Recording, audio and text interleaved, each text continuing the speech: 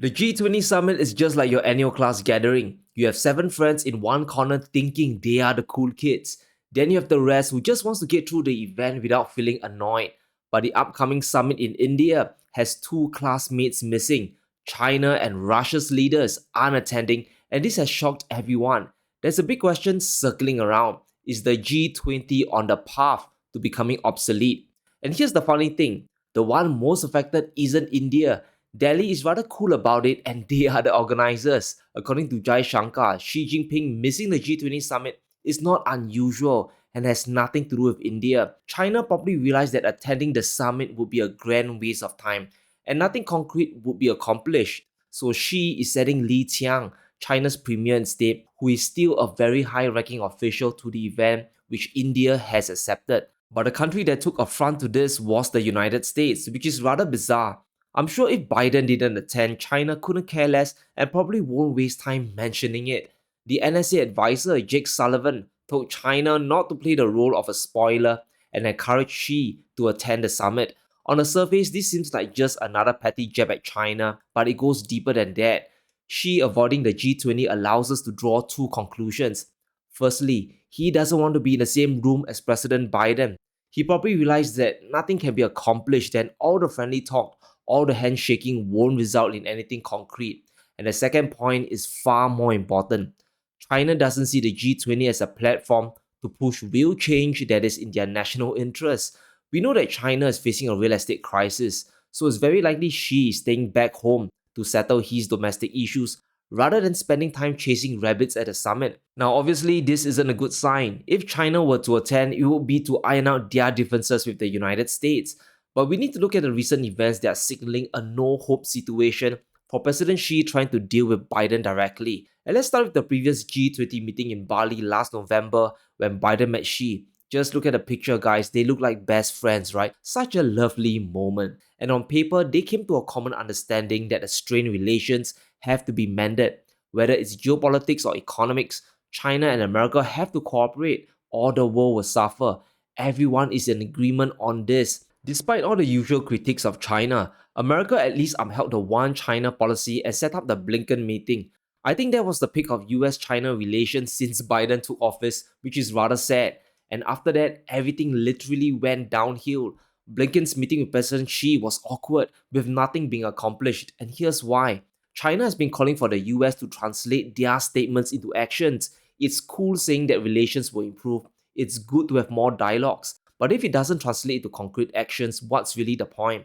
And by now, it's unambiguous what China wants. They want the tax sanctions to end and the Trump era trade tariffs to be removed. But so far, nothing has changed, and in fact, things have gotten worse. And just imagine if you were China and you told America your concerns. Then Biden went on to sign an order to curb investments flowing to Chinese technology. And that is basically stalling China's tech progress by cutting away investment capital. I mean, seriously, what is the takeaway message you get? At the very least, you realize that there's no point talking to America or the Biden administration. But that's just the business and the economics aspect. Another area that annoys Xi is Biden's constant gaffes that just outright insults China. I think we can all remember when Biden defended his statement of calling President Xi a dictator just 24 hours after the Blinken trip. In fact, here's what he said. I expect to be meeting with President Xi sometime in the future, near term, and I don't think it has had any real consequence. Well, obviously Xi isn't going to meet Biden at the G20, so that insult might have some real consequences. Then came the ticking time bomb comment on China's economy from Joe Biden again. It's just one disaster after another. What Biden did as a head of state wasn't giving face, and in Chinese culture, face is very important. It's a mixture of politeness, honor, and respect. It is of supreme importance in social interactions, business, and definitely in politics. And by not giving face, when China has given due respect, of course, this doesn't sit well with Xi. But let's activate the multiverse with our Infinity Stones, right? Let's create an alternate reality where President Xi does attend the G20 summit with Putin. What do you think will be the main agenda there? You'll likely be pushing for a G20 consensus on the Russia-Ukraine war. There's a good chance that this will dominate the entire agenda of the summit. And here's the funny thing. India is already preempting this and they are moving to ensure China and Russia still have a voice even though their leaders aren't attending. In a report by Reuters, India seeks G20 consensus by noting Russia's views on Ukraine. They want to have a joint declaration that isn't dominated by just the G7. And here's what an Indian official said: as long as everyone endorses the structure of the document, that is a consensus. We are trying for a situation where everyone, including Russia, G7, and China, are happy that their views are there. We must understand the terrible position India is in. They have to produce a joint declaration, which will be a tall order considering Russia is diametrically opposed to the G7, especially when it comes to Ukraine. And if we take a step back and look from China's perspective, we can see that the BRICS Plus bloc is more important than the G20 club to them. Now that 6 new countries are joining the group, it's becoming a more significant area to just focus on. And a big point is Saudi Arabia, whom the Chinese have been building deeper relations with. Beijing is the biggest buyer of Saudi oil. We know that the kingdom has refineries in China after all. And now the Bank of China, a Chinese state-owned bank, has opened their first branch in Riyadh. And this is important because it starts to open the doors for more bilateral trade in the yuan. And we are inching closer and closer to the day where oil goes for yuan, where oil gets sold in the Chinese currency as well. So we have big shifts happening within BRICS that China obviously cares more about than the G20 summit. President Xi is also skipping the summit to visit the flood-stricken area in northeast China, which I think any leader with common sense should do when there's a local disaster. Northern China was hit with a typhoon, causing enormous damage to homes and farmland. And it's important for Xi to be there and give support to the local people. His plate is literally full. There's simply no strategic gain in attending the G20 summit, and he definitely doesn't want to be pressured into any commitment by the G7. So it makes total sense why he's simply not attending. Either stay in China and stabilize the country, or you go and meet with Biden and maybe get scolded. Which would you choose? It's not really rocket science here. And the funny thing is that America feels disappointed China isn't attending. I think there's still some cognitive dissonance because Biden still believes he will get to meet Xi Jinping. According to Biden, I am disappointed, but I am going to get to see him. But unless Biden flies all the way to Beijing, I don't think Xi will go out of his way for a meeting. But let's focus on the economic war because America is going to use China's absence to their advantage. At least they are going to try to.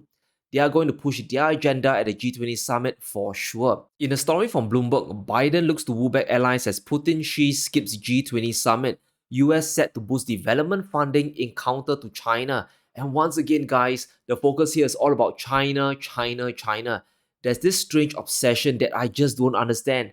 It's India's summit, and the focus should be on a common consensus and not about countering the Chinese. If we read between the lines, America's making a mad dash to defend the dollar and to counter the rise of BRICS. Sure, that makes sense, and let's see what Biden's gonna do. He's moving to boost the funding and scope of the World Bank and other development banks to decouple the emerging economies from China's state lending facilities. And this serves two purposes. Biden is trying to limit China's global footprint and to make emerging economies more dependent on the US dollar system. When you take funding from the World Bank, you will borrow in dollars and pay back in dollars. Don't forget that. But here's the big problem. This is a risky move that digs America into further debt and might not really succeed.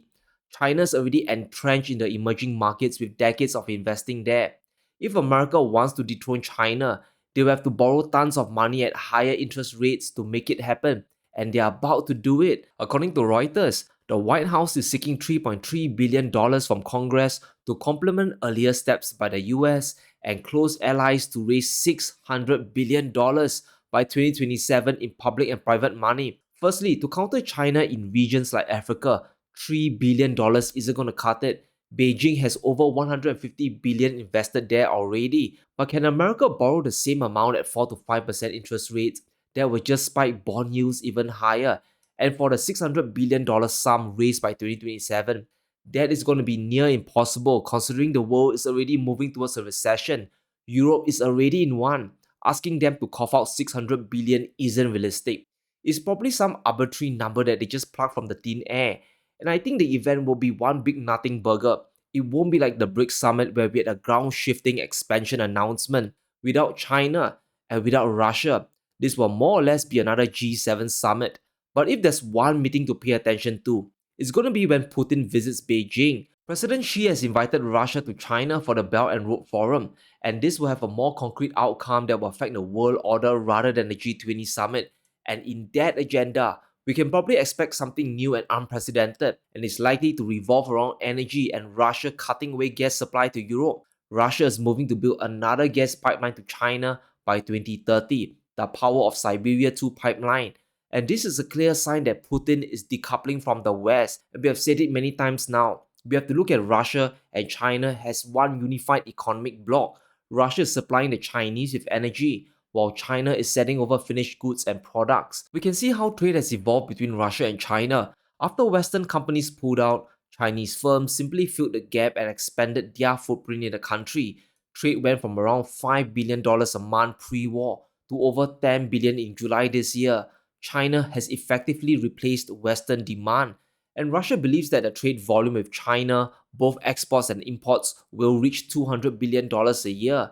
And this is an increase of 15 billion in 2022. If this comes true, then Russia would eventually become a major trading partner and even surpass countries like Germany or even Australia. So if we look at things realistically, President Xi ditching the G20 summit isn't really some big conspiracy or snub to America or India. He's probably tired of talking and China wants to see some concrete results. And I think over the next few days, the summit will probably revolve around the United States, Ukraine, and climate change. I also think the joint statement is going to be a big mess. Russia and America won't see eye to eye with each other on anything. So let me know what you think. How important is the G20 today? Will America succeed in pushing its agenda forward? Let me know in the comments below. Stay safe, be sure to smash the like button and subscribe as we navigate through these crazy times.